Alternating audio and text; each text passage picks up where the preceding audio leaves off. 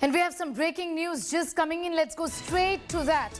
The Indian Council of Medical Research has revealed that studies have now shown that Covaxin, which is India's indigenous vaccine that has been produced and developed rather by Bharat Biotech, is effectively neutralizing the double mutant strain that has been detected in India.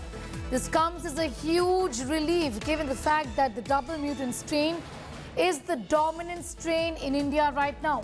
ICMR has also said that Bharat Biotech's Covaxin has been found to be effective against the UK and the Brazil variants of coronavirus. Both of the variants have been seen in India.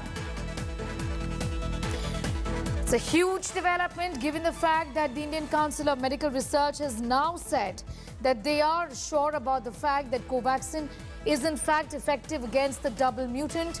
And Milan Sharma is getting us more details on that story. Not just the double mutant, Milan, which is the dominating mutant in the country right now, but also the Brazil mutant, which has been seen in India along with the UK variant.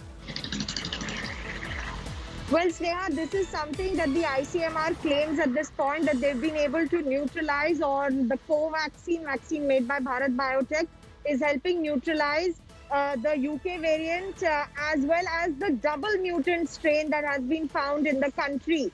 But studies to this effect, Sneha, have still not been published, and the data needs to be seen, as this is what the experts will say ultimately, because vaccines, if the virus is developing an immune escape response, the vaccine data needs to be shown that it is indeed working against the new double mutant variant. But the ICMR, India's premier health body, has come out on record to say that they have done studies that are showing that not just the UK variant, but also the new double mutant variant, the vaccine made by Bharat Biotech, is working against these. All right, Milan, thanks for getting us up to speed with that. Milan Sharma tracks the health ministry for us.